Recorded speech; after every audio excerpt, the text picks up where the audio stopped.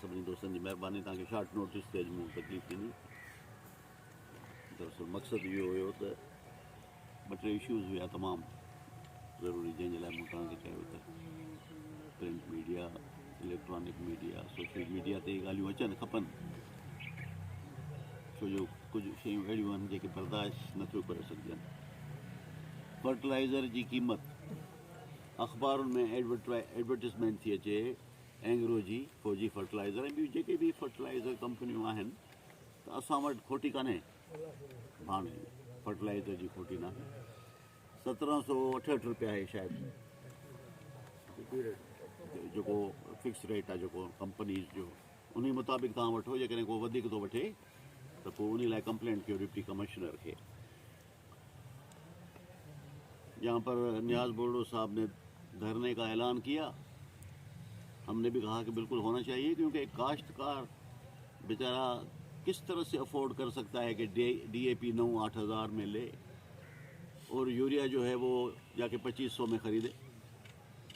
ये मुनासिब नहीं है। और जब ये कारखाने इस मुल्क के अंदर हैं तो इतनी मुनाफाखोरी और इस तरह से अगर लूटा गया लोगों को, वैसे ही लोगों के साथ कुछ इतने मसाइल हैं कि जिसका जिक्र करना तो मेरा ख्याल है शाम हो जाएगी।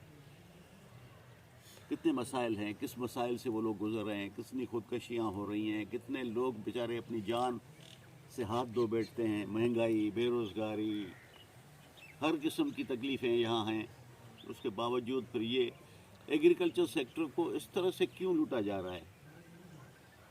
मैं तो ये कहता हूँ कि ये वो सेक्टर है जो बैकबोन है इकनॉमी का, पाकिस्तान का, और इस तरह से अगर लूट खसूट हुई तो फिर आपका एग्रीकल्चर सेक्टर जब तबाह हो गया तो आपको ये भी पता होना चाहिए कि 75% जो आपके इनकम है जो पूल में आते हैं वो एग्रीकल्चर सेक्टर से आपको वो टैक्सेस मिलती हैं और वो उसी से पैसे गवर्नमेंट को मिलते हैं। 75% आई एम ऑन रिकॉर्ड।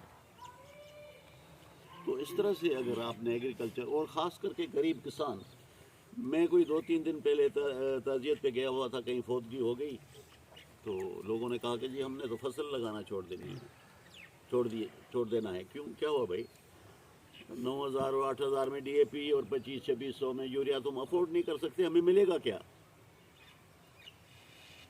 हम जो चीज़ें खरीदने जाते हैं उनकी तो पता नहीं कितनी कीमत बढ़ जाती है, और जो चीज़ें हम बेचने जाते हैं, अब देखें चावल